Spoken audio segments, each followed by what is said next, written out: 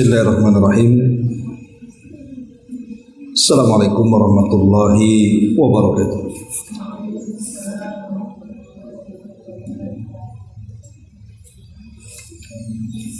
Alhamdulillah, wassalatu wassalamu ala rasulillah wa ala alihi wa sahbihi wa mawalah wa la hawla wa la quwwata illa billahi wa ba'du.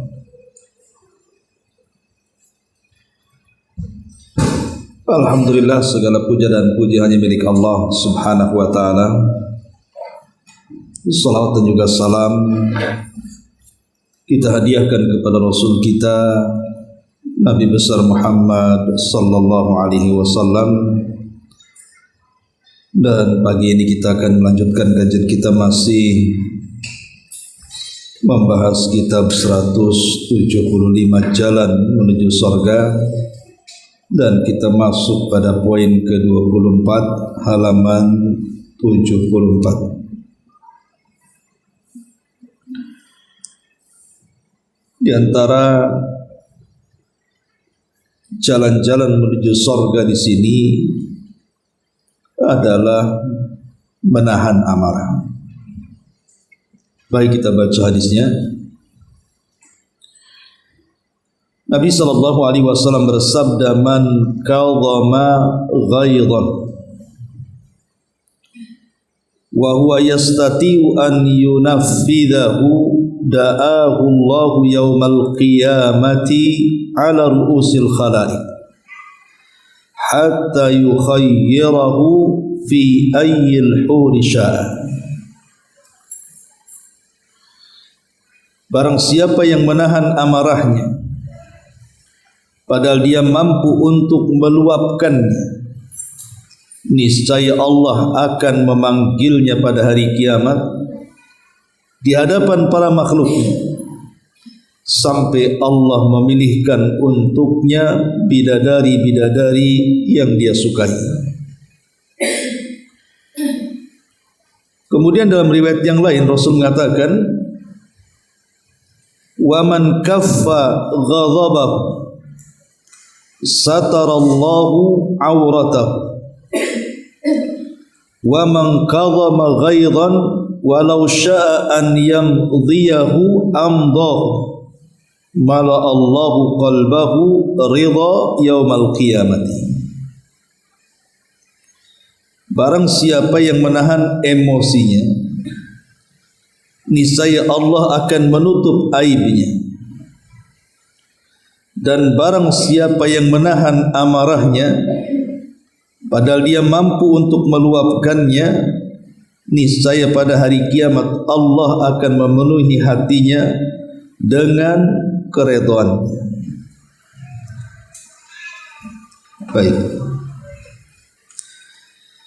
ma'asyiral muslimat yang dimuliakan Allah subhanahu wa ta'ala, bab ke-24 ini tentang keutamaan menahan amarah. Tentu salah satu yang difitrahkan kepada kita oleh Allah Azza wa Jal, bahwa setiap manusia itu pasti punya amarah atau emosi. Siapapun, saya, ibu atau siapapun, secara fitrah itu semua manusia itu pasti memiliki amarah. Tapi tentu ada yang bersifat terpuji dan ada yang bersifat tercela. Jadi marah itu terkadang memang diperlukan dan terpuji bagi pelakunya, tapi terkadang juga tercela. Ulama membahas menjelaskan tentang kenapa manusia itu bisa marah. Tentu ada sebabnya. Nah, sebab marah ini banyak sekali.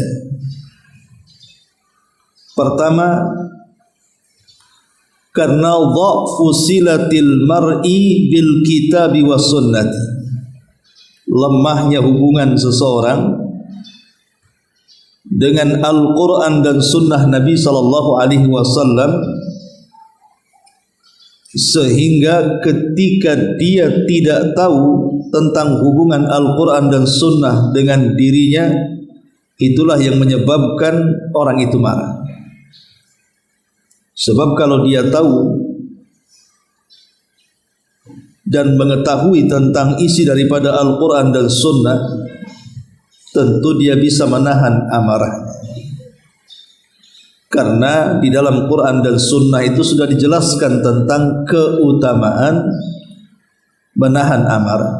Jadi orang yang lemah hubungannya dengan Al-Quran dan Sunnah biasanya cepat marah. Kemudian yang kedua, qillatul aqli wa dhayyikut tafkiri. Sedikitnya akal dan sempitnya cara berpikir. Ketika akal kemudian tidak dipakai, kemudian berpikir pun dibatasi, biasanya orang mudah marah. Karena kalau orang berpikir panjang, saya bisa saja marah, tapi setelah marah kira-kira apa yang akan terjadi, tentu dia akan urungkan tamarahnya karena tahu akibat setelahnya. Atau yang ketiga, dzuruful hayati,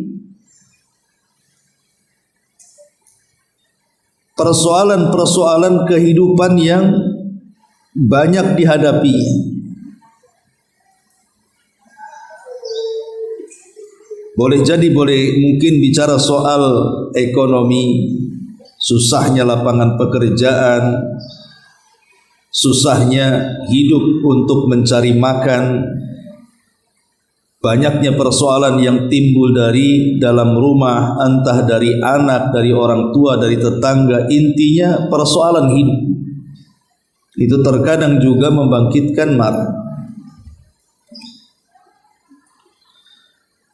Ataupun khusus dengan wanita, takhtassun nisa bil ghirati syadid, bil ghirati aghairati asyadidati. Mungkin kecemburuan yang sangat mendalam sehingga mengakibatkan mudah marah.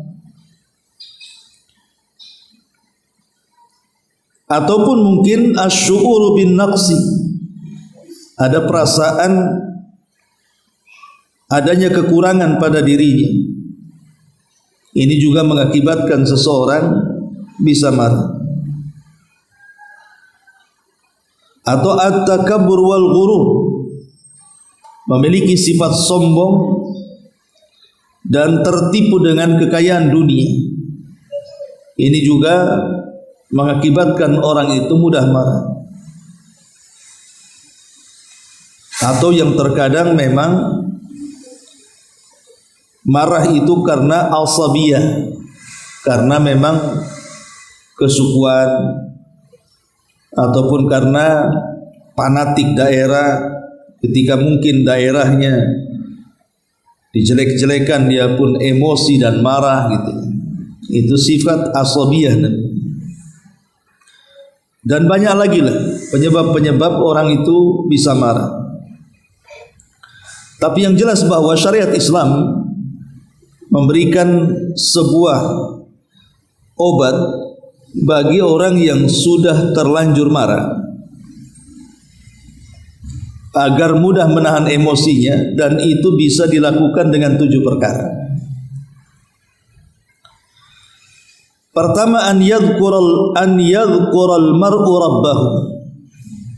Hendaklah seseorang itu banyak berzikir, karena biasanya orang marah itu tidak tenang hatinya. Maka untuk menenangkan hatinya supaya tidak marah, berzikir. Karena Allah yang mengatakan, ala bidzikrillahi tatmainnul qulub. Ingatlah, dengan zikir kepada Allah bisa menenangkan hati. Yang kedua, an yatadhakkaral mar'u ma a'addahu Allahu liman qadhama ghaidhahu wa 'afa 'anil nas. Cobalah saat marah ingat terhadap apa yang Allah janjikan kepada kita bagi orang-orang yang mampu menahan emosinya. Seperti yang di hadis yang kita baca ini, bahwa orang-orang yang mampu menahan emosinya maka nanti pada hari kiamat Allah akan penuhi dengan keridhaannya, atau Allah Subhanahu wa taala akan janjikan padanya surga. Ini yang kedua, ingat apa yang akan dijanjikan Allah bagi yang menahan amarah. Yang ketiga, kathratul isti'adzati minasyaitonir rajim. Perbanyak al-isti'adzah, meminta perlindungan dari syaitan yang terkutuk. Karena biasanya asal marah itu kan dari syaitan. Kata Nabi SAW, setan itu masuk ke tubuh kita itu lewat jalan darah. Maka persempit jalan darah itu dengan cara isti'adzah, berlindung kepada Allah Subhanahu wa taala, sebagaimana Allah mengatakan, wa imma yanzaghannaka minasyaitani nazghun fasta'idz billahi innahu huwas samiul alim. Apabila setan datang mengganggumu dengan sebuah gangguan, maka berlindunglah kepada Allah, karena sungguhnya Allah zat yang maha mendengar lagi maha mengetahui.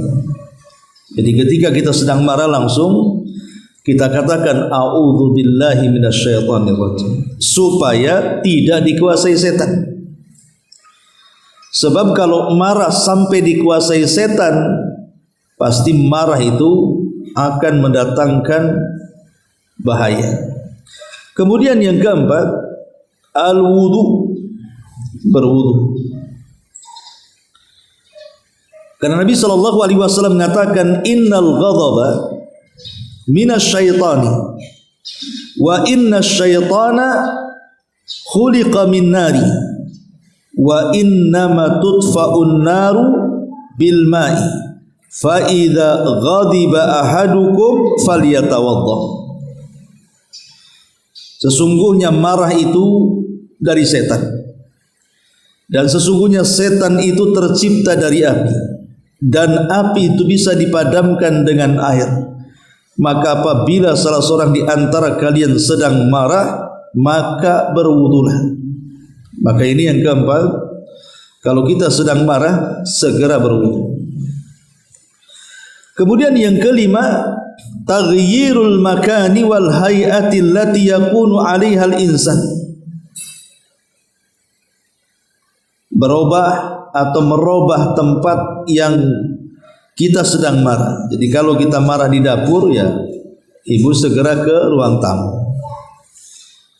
Kalau lagi marahnya di ruang tamu, ya ibu masuk kamar. Pokoknya kalau bisa berubah tempat. Ataupun berubah al-hay'ah, bentuk. Ibu lagi duduk, kemudian lagi marah, ya berdiri. Kalau lagi berdiri marah, ya duduk, ya. Atau kalau duduk berdiri marah, ya jalan. Pokoknya dirubah bentuknya. Karena Nabi SAW mengatakan, idza ghadiba ahadukum wa huwa qa'imun falyajlis. Fa idza ghadiba fa idza dhahaba anhul ghadab wa illa falyattaji. Kata Rasul, apabila salah seorang di antara kalian sedang marah dan dia sedang marah dalam kondisi berdiri, duduk. Apabila tidak kunjung hilang juga, maka baring. Ini yang kelima. Yang keenam, tadzakur ma ya'ulu ilaihi al-ghadab minan nadan. Ingat akibat dari kesudahan orang marah. Betapa banyak orang-orang yang kemudian menyesal setelah marah. Kenapa saya tadi marah-marah? Akhirnya kemudian terjadi hal-hal yang tidak diinginkan. Seperti saya pernah ada curhat, ada orang dia punya pembantu ya bukan setiap hari kerja di rumah, enggak. Cuman kadang-kadang saja, seminggu bisa 3 kali dipanggil itu untuk kadang masak, tapi kebanyakan nyuci sih. Tapi satu hari mungkin pembantu ini melakukan hal-hal yang menurut dia itu membuat dia marah. Akhirnya dimaki-maki. Sejak itu pembantu itu tak mau datang lagi. Lah kemudian dia pun menyesal. Kenapa? Karena untuk mendapatkan pembantu kayak dia itu susah. Selain gaji murah, dia pun kerjanya bagus. Hanya kesalahan sedikit atau dimarahi, akhirnya tak mau kerja lagi. Menyesal dia akhirnya. Kan terkadang kemarahan itu kesudahannya kita tidak tahu seperti apa. Makanya coba berpikir bahwa di balik kemarahan itu pasti ada kesudahan yang membuat kita menyesal tuh kadang-kadang. Atau orang tua memarahi anak, akhirnya anak kabur dari rumah, belakangan orang tuanya menyesal. Dan banyak lagi. Kemudian yang nomor 7, as-sukutu, diam. Jadi dalam kondisi marah sebaiknya jaga lisan. Kata Nabi SAW, wa idza ghadiba ahadukum falyasmut. Apabila salah seorang di antara kalian sedang marah, hendaklah diam. Karena diam itu biasanya bisa menyedikitkan penyesalan saat marah. Sebab kalau bicara ini kadang-kadang orang marah, dia bisa ngomong apa saja tuh. Kadang-kadang tidak terkontrol kan, binatang-binatang keluar di situ, setan-setan pun keluar. Makanya diam itu adalah perkara yang paling bagus saat marah, supaya tidak terkeluar kata-kata laknat, kata-kata hina, kata-kata yang terkadang tak jarang kata-kata itu isinya dosa semuanya. Ma'asyiral muslimat yang dimuliakan Allah Subhanahu wa taala. Ini diantara solusi yang dijelaskan oleh para ulama. Adapun pengaruh marah sendiri disebutkan bahwa lil ghadabi adraran. Di balik kemarahan itu ada hal-hal yang bisa memadaratkan. Pertama, fihi ighdhabu lirrahmani wa irdha'u lisyaitan. Akibat buruk marah itu, pertama bisa membuat Allah murka dan bisa membuat syaitan redha. Dan ini yang paling bahaya. Sebab tak jarang tadi saya katakan bahwa orang kalau sedang marah, kadang-kadang otaknya tertutup, kemudian mengucapkan kalimat tanpa sadar kalimat itu membuat Allah murka. Sebagaimana Nabi SAW mengatakan, wa innal abda la yatakallamu bil kalimati la yulki laha balan yahwi sahibuha fi nari jahannam. Terkadang ada seorang hamba, kata Nabi SAW, dia mengucapkan satu kalimat tanpa sadar. Rupanya kalimat itu membuat Allah murka. Maka Allah Subhanahu wa taala masukkan orang ini ke dalam jahannam. Lihat bahasa Nabi, terkadang ada seorang hamba mengucapkan satu kalimat. Orang marah itu tidak mungkin mengucapkan satu kalimat, Bu. Pasti yang diucapkan berkalimat-kalimat.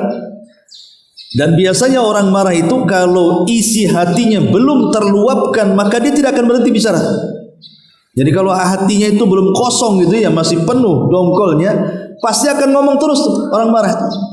Lah ketika saat bicara, ketika marah itulah kita tidak tahu kalimat-kalimat apa yang keluar dari lisan kita. Karena kalau marahnya sampai kemudian menutup akal dia, terkadang dia tidak sadar dia ngomong apa. Itulah yang menjadikan dikhawatirkan terkeluar kalimat-kalimat yang membuat Allah murka. Akhirnya tidak sadar Allah masukkan dia ke dalam jahannam. Wa irda'u lisyaitan, dan membuat setan redha. Oh berarti setan berhasil membuat dia mengucapkan kalimat itu. Yang kedua, yusabbibu at-taqatu wa ifsadu dzatil bayyin. Biasanya marah itu umumnya menyebabkan terputusnya silaturahim dan rusaknya perdamaian. Biasanya silaturahim antar keluarga itu bisa terputus gara-gara emosi, gara-gara marah. Tambah banyak kemudian suami istri cerai gara-gara marah. Anak berpisah dengan orang tuanya gara-gara marah. Saudara tidak kenal saudaranya gara-gara marah. Terputus tuh silaturahim itu dan merusak perdamaian. Terkadang suami istri ini yang tadinya bermasalah cekcok gitu kan, udah mau damaian tuh, tapi ketika salah satunya kemudian meluapkan emosinya, akhirnya pisah lagi.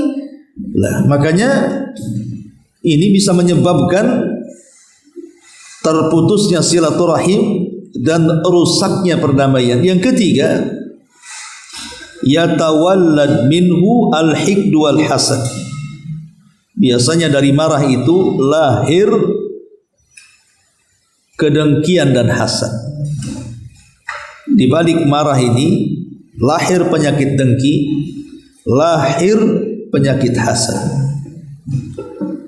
Kenapa, Bu? Karena marah ini akan mengurangi akal seseorang dan akan mengurangi agama seseorang. Orang lagi marah, itu akalnya kurang. Dia tidak bisa berpikir secara sempurna. Dan agamanya pun kurang. Orang marah itu, dia tidak pikir bahwa dia sudah tobat, sudah hijrah, bahwa dia seorang ustadz, bahwa dia seorang santri. Kalau orang marah nggak peduli, status dia nggak peduli tuh. Kalau orang marah, saya ingat ucapan seseorang itu, dia udah ngaji. Jadi gara-gara dia punya lahannya itu diserobot orang. Jadi sampai stres. Kemudian dia emosi sampai dia meluapkan, kalau perlu saya akan ambil golok, saya datangi, saya tebas lehernya. Ini kan udah hilang agamanya kan? Ya, udah hilang kata-kata sekarang, saking marahnya dia sampai ngomong begitu tuh. Ini kan tidak boleh secara agama. Kalau memang diserobot lahannya kan, negara kita kan negara hukum kan, tinggal diproses kan. Apakah tanah dia itu memang betul-betul tanah dia dengan surat-suratnya yang lengkap dan begitu seterusnya. Tapi dengan mengancam seperti itu, ini kan karena emosi sebenarnya. Sampai dia mengucapkan seperti itu, sampai bilang saya istighfar, nggak boleh kayak gitu. Tapi lihatlah ketika orang marah itu hilang akalnya dan hilang agamanya di situ. Yang ada hanya dendam saja. Kemudian al-hiqd wal hasad, yang ada kedengkian dan hasad. Kemudian yang keempat, la yastafidu sahibuhu minal mau'idati wat tawjihati. Biasanya orang lagi marah itu tidak akan mudah seseorang itu menerima nasihat. Jadi orang marah itu biasanya sulit menerima nasihat. Makanya kalau lagi menasihati orang itu jangan lagi emosi. Nunggu reda dulu baru dinasihati. Tapi kalau lagi marah kita nasihati, akalnya lagi tertutup dengan emosinya. Makanya umumnya orang marah itu pasti akan ditolak nasihat, sebagus apapun ke telinga dia, pasti ditolak dia. Itulah jeleknya orang marah. Dia menolak nasihat dan menolak taujihan. Yang kelima, yanfirun nas amman kathura ghadabu. Dan biasanya emosi dan luapan marah itu menjadikan manusia tidak suka dengan kita. Namanya nih, ibu punya tetangga tukang marah, pasti ibu akan hati-hati kalau ngomong kan. Ana malas lah kalau diutus ngomong sama dia, anti aja lah katanya. nanti saya kena semprot pula sama dia.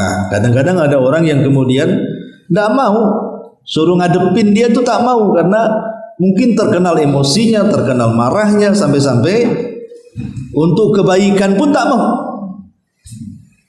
Jadi orang marah itu orang-orang di sekitar kita menjauh dari kita, ketakutan malah. Ataupun yang keenam, dan ini yang paling bahaya, yu'athir ala badanil insan, bisa mempengaruhi terhadap kesehatan badan manusia. Karena biasanya orang marah itu bisa buta cara memandangnya, bisa tuli cara mendengarnya, dan bisa bisu cara bicaranya. Dia sudah nggak bisa memandang orang marah itu. Di depannya apa saja dilabrak dia. Dia nggak peduli dengan ucapan orang. Dia nggak peduli lisannya seperti apa.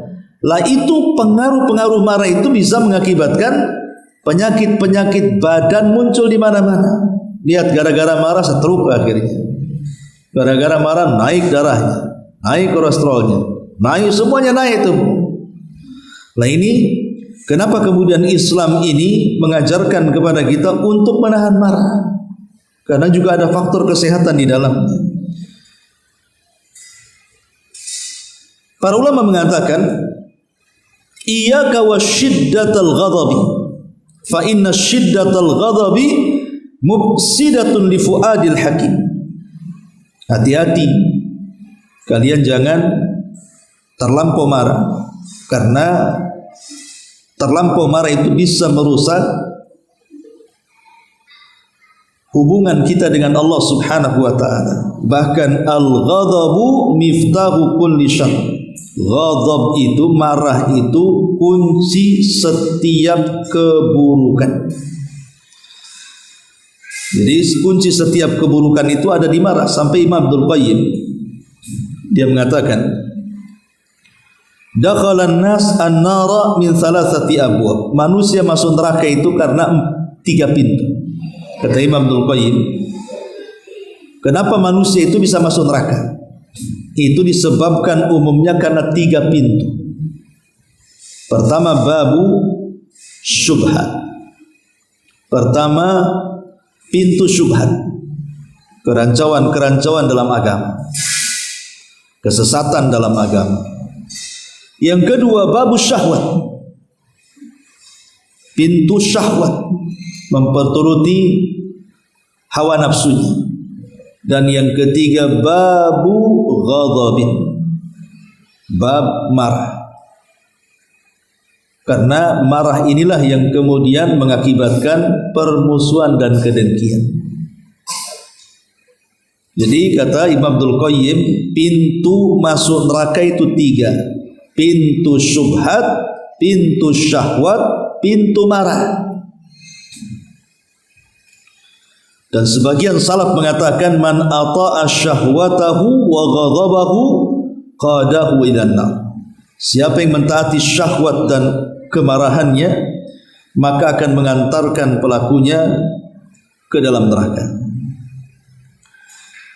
Ma'asyiral muslimat yang dimuliakan Allah Subhanahu wa taala. Kita kembali kepada hadis yang kita baca di sini. Nabi SAW mengatakan, man kadhama ghaidhan, barang siapa yang menahan amarahnya, wa huwa yastati'u an yunaffidahu, padahal dia mampu untuk meluapkannya. Umpamanya ibu marah kepada tetangga, gara-gara umpamanya tetangga ini asal-asalan parkir, asal-asalan naruh sampah gitu ya, atau mungkin melihara anjing yang sibuk gonggong dan nggak jelas gitu. Pokoknya ada alasan lah ibu itu untuk marah, dan ibu itu di pihak yang benar, memang tetangga yang salah gitu ya. Jadi ibu itu sudah emosi luar biasa. Kalau ibu mau meluapkan bisa gitu, tetapi ibu tahan. Anda jadilah, saya mikir juga nanti. Maka kalau dia sanggup kemudian meluapkan emosi dan dia di pihak yang benar, ini bukan di pihak yang salah ya, maksudnya di pihak yang benar. Memang orang lain salah, gara-gara orang lain salah kita marah dan kita bisa meluapkan kemarahan kita sebenarnya, dan itu benar sebenarnya kemarahan itu, tapi tak jadi karena dia tahu dampak setelah marah itu apa. Makanya di sini wa huwa yastatiu an yunafidahu da'ahu Allahu yaumal qiyamah ala ru'usil khalaiq. Maka Allah akan memanggilnya pada hari kiamat di hadapan para makhluknya. Jadi di padang mahsyar Allah Subhanahu wa taala akan panggil orang-orang yang menahan emosi ini, kemudian Allah akan umumkan di hadapan manusia. Apa pengumumannya? Hatta yukhayyirahu fi ayyil hurisha. Pengumuman tentang dia akan memilih bidadari sesuai dengan yang ia sukai, dan ini salah satu dari kenikmatan surga. Dalam riwayat, man kaffa ghadabahu, barang siapa yang menahan emosinya, satarallahu auratahu, maka Allah akan menutup aibnya.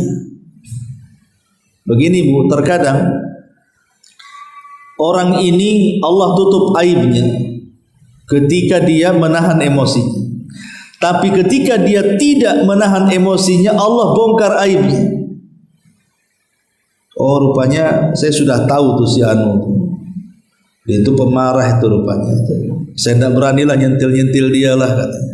Akhirnya orang udah paham siapa dia, gara-gara suka marah-marah kan. Kemudian kata Nabi SAW, wa man qadhama ghaidhan walau sya'a an yamdiyahu. Barang siapa yang menahan amarahnya padahal dia sanggup untuk meluapkannya, amdahu mala Allahu qalbahu ridha yaumal qiyamah. Niscaya pada hari kiamat Allah akan memenuhi hatinya dengan keridhaannya. Maksudnya kita tahu bahwa redha Allah Subhanahu wa taala kepada hambanya, apalagi di dalam surga itu sangat dihajatkan. Karena kalau Allah sampai murka, maka tidak segan-segan Allah bisa mengeluarkan orang yang sudah masuk surga, dikeluarkan dari surga. Contohnya Nabi Adam. Nabi Adam kan sudah masuk surga tuh, tapi Allah keluarkan dari surga. Kenapa? Karena kemarahannya. Makanya ketika penduduk surga, mereka kemudian didatangi oleh Allah Subhanahu wa taala dan Allah katakan kepada mereka, apa yang kalian mau maka aku akan berikan lagi kepada kalian. Ini hari tambahan nikmat untuk kalian. Maka penduduk surga mengatakan, ya Rabb, bukankah engkau sudah memutihkan wajah kami, memasukkan kami ke surga, mengeluarkan kami dari neraka? Sudah cukup ya Rabb. Tetapi Nabi Adam kemudian memberitahu dan mengatakan, mintalah kepada Allah keridhaannya. Sebab kalau dia sampai murka, bisa saja dia mengeluarkan kalian sebagaimana Allah pernah mengeluarkan aku dari surga. Jadi orang-orang yang mendapatkan keridhaan Allah Subhanahu wa taala pada hari kiamat adalah orang-orang yang sangat berbahagia, dan mereka adalah orang-orang yang mampu menahan emosinya. Ma'asyiral muslimat yang dimuliakan Allah Subhanahu wa taala. Dahulu ada kisah daripada seorang yang bernama Zainul Abidin.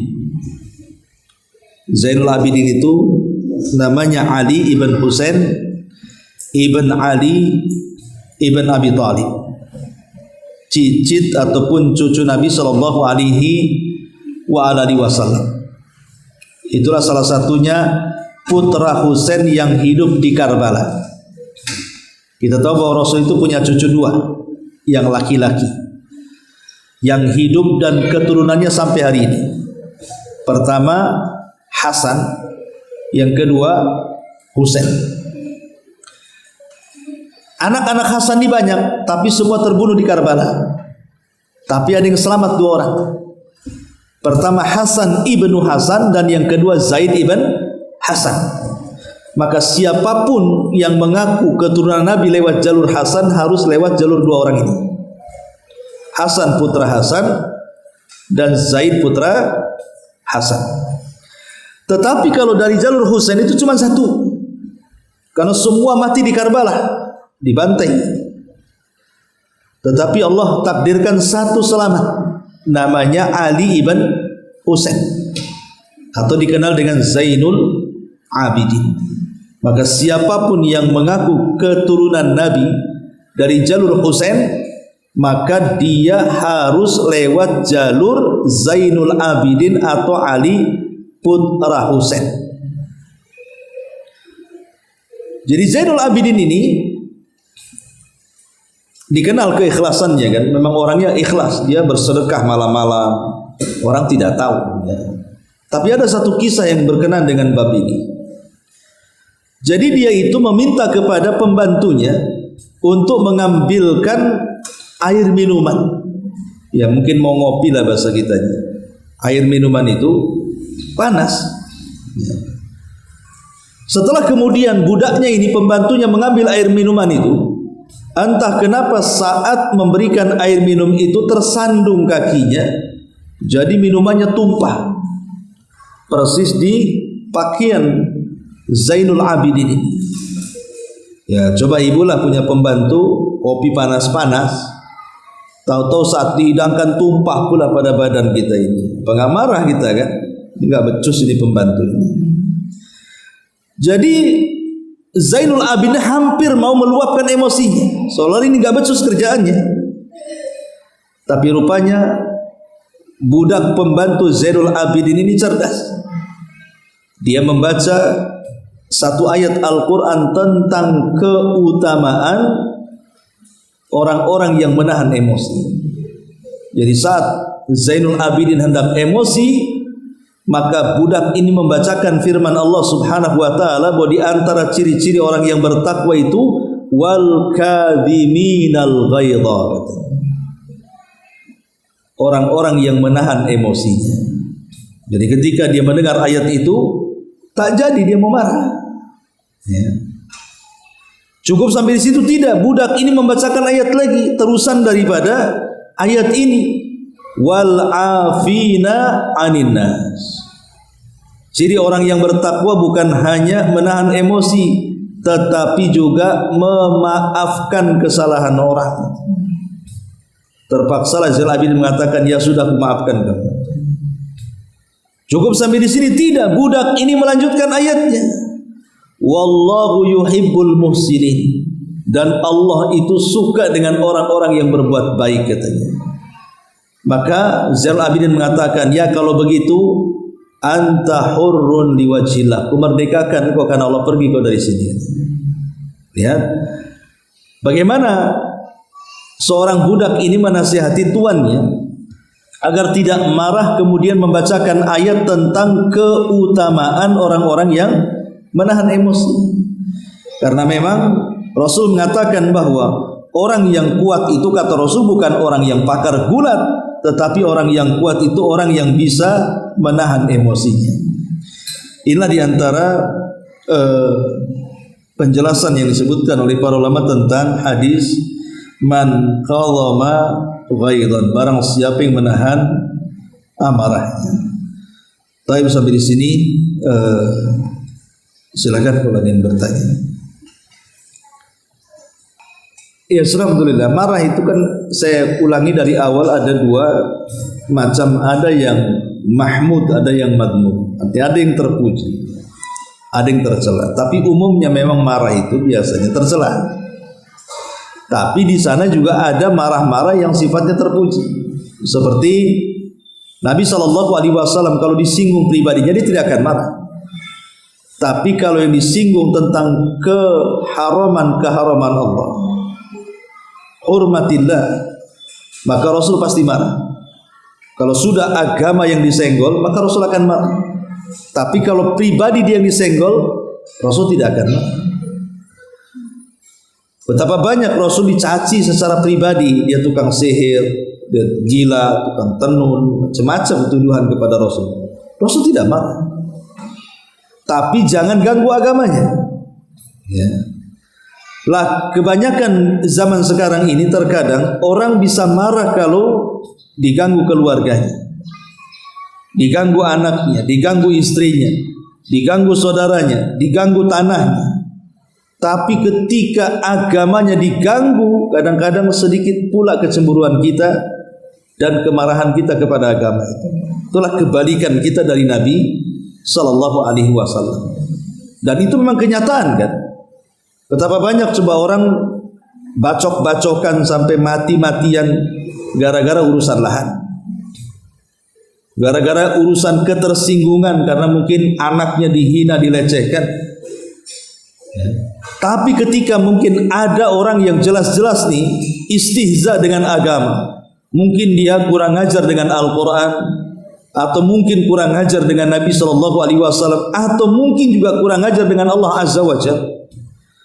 Terkadang ada orang berpangku tangan, tamu itulah urusan ustadz katanya.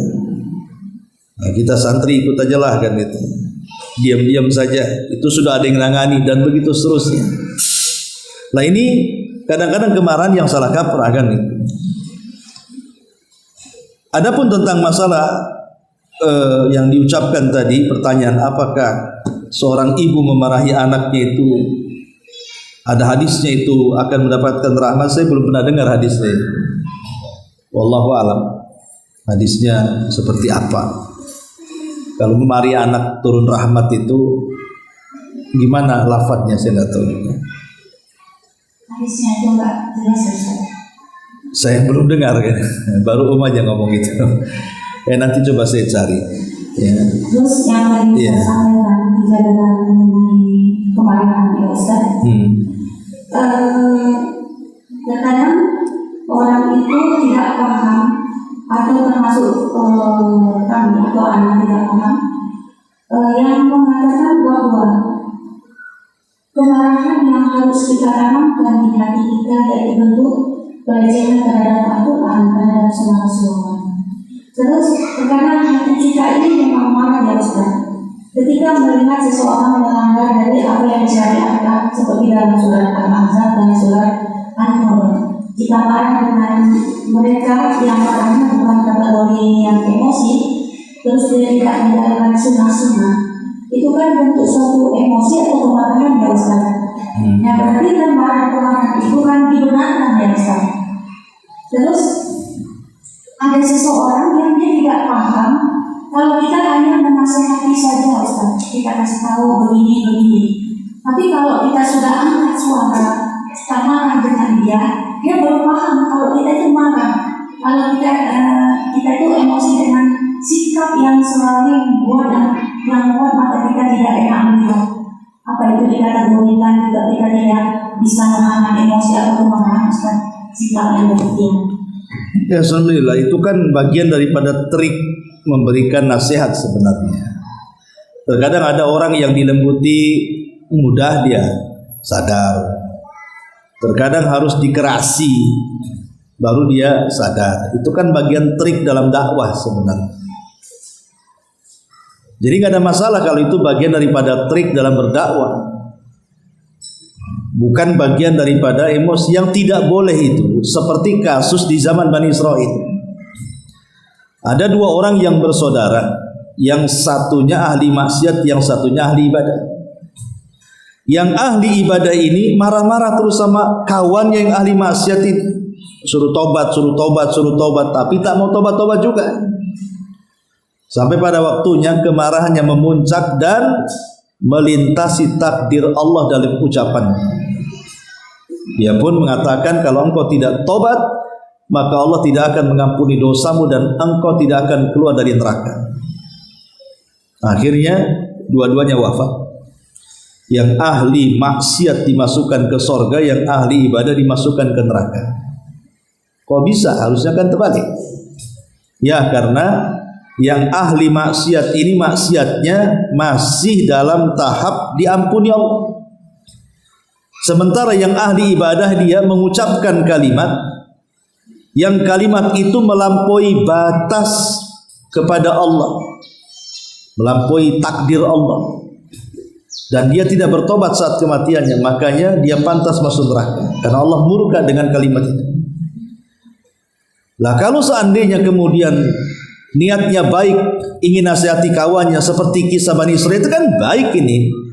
Dia ingin nasihati kawannya, cuman karena emosinya dia tidak mengkontrol ucapannya, akhirnya terjerumus kepada at-ta'ali 'ala Allah tadi, melintasi takdir Allah. Ya kalau hanya marah saja bagian daripada trik dalam dakwah, ya tidak ada masalah. Intinya nasihat itu kan sampai dan dia sadar. Ya. Tapi kalau seandainya dengan berbagai macam nasihat kita sudah dengan lembut juga tidak sadar, dengan marah juga tidak sadar, ya sudah, jangan kemudian diteruskan. Berarti memang Allah belum berikan taufik kepada dia. Dan perlu kemudian kita akhirnya marah-marah sampai mengeluarkan kata-kata kufur ataupun kata-kata yang tanpa sadar menjungkir balikan kita ke dalam neraka. Itu saja. Jadi saat berdakwah itu marah ya marah, tapi maksudnya jaga lisan. Makanya kenapa dalam kondisi marah kata Rasul, fal yaskut, hendaklah diam. Ya. Wallah. Iya. Dalam pembahasan ke-6 hadis yang terakhir, Rasulullah mengatakan, barang siapa yang menahan amarahnya padahal dia bisa atau mampu melakukan kemarahannya, maka kalau dia bisa menahan emosi, maka Allah akan menggantikannya dan kelak di padang mahsyar dia Allah akan mengumumkan pada makhluknya, dia boleh memilih bidadari yang disukai. Berarti konteks dalam hadis ini kan laki-laki ya Ustaz? Iya.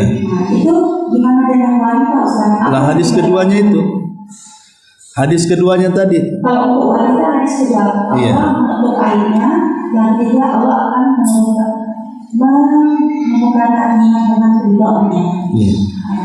Artinya ketika Allah Subhanahu wa taala bicara tentang keutamaan laki-laki, bukan berarti perempuan tidak dapat, tidak. Justru kenapa Allah Subhanahu wa taala tidak menyebutkan kenikmatan bagi perempuan dunia di sorga, saking nikmatnya. Makanya kan yang dijelaskan kan bidadarinya saja, sifat-sifat bidadari. Tidak ada Quran ataupun sunnah menceritakan tentang sifat wanita dunia yang masuk sorga. Tapi Allah lebih banyak menceritakan tentang bidadari yang sudah tercipta di sorga kan. Lah hikmahnya kata para ulama, kalau bidadari saja seperti itu, macam mana pula orang dunia yang masuk ke dalam sorga? Berarti lebih dibandingkan bidadari. Makanya Allah membahasakan ma ukhfiya min qurrati a'yun, apa yang disembunyikan dari kenikmatan itu jauh lebih nikmat dibandingkan yang diceritakan. Jadi pasti perempuan akan mendapatkan nikmat yang jauh lebih besar juga, ya, yang Allah Subhanahu wa taala sudah sediakan bagi mereka. Karena kalau wanita-wanita ahli sorga yang diciptakan di sorga, para bidadari di sana, mereka masuk sorga tanpa ada kelelahan. Tapi ibu-ibu yang masuk sorga, ibu-ibu yang di dunia yang masuk sorga itu kan ada kelelahan di dalamnya. Harus sholat, harus puasa, harus zakat, harus ini, harus itu, macam-macam kan. Lah, sehingga kelelahan-kelelahan ibadah itulah yang menjadikan, kata Nabi SAW ketika berdialog dengan Ummu Salamah, bahwa wanita-wanita dunia yang masuk surga itu jauh lebih hebat dibandingkan bidadari-bidadari surga. Iya. Wallahu a'lam. Iya.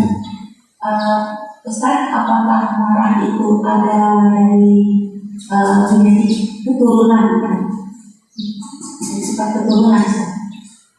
Wallahu a'lam, itu tanya dokter itu. Yang jelas bahwa marah itu sifat manusia yang melekat pada manusia. Artinya fitrah manusia itu kan mesti ada dua sifat yang berlainan pada diri manusia itu. Sedih, bahagia, senyum, menangis, marah, apa lawannya marah, ya, senyum kan itu. Mesti adalah sifat manusia berlawanan itu kan. Ya. Artinya bahwa sifat marah itu sifat yang tidak mungkin kita keluarkan dari badan kita. Cuman kan maksudnya itu kemarahan yang ada pada diri kita itu kemana kita arahkan. ke yang baik ataukah ke yang buruk gitu ya. Kalau yang ke yang baik dapat pahala, kalau ke yang buruk ya dapat dosa. Saya pikir hanya itu saja sih, ya. Adapun apakah kemarahan ini keturunan, semua orang itu pasti marah. Enggak, walaupun ada keturunan pasti sudah ada sifat marah itu. Ya. Semua orang gitu ya pasti punya sifat marah. Itu fitri bahasa kita. Itu fitrahnya manusia seperti itu. Cuman ada yang pandai memanage kemarahan itu menjadi baik, ada yang tidak pandai memanage sehingga kemarahan itu menjadi buruk. Wallahu a'lam. Saya kira cukup. Subhanahu bihamdika asyhadu an la ilaha illa anta astaghfiruka wa atubu ilaik. Wallahu ta'ala alam. Assalamualaikum warahmatullahi wabarakatuh.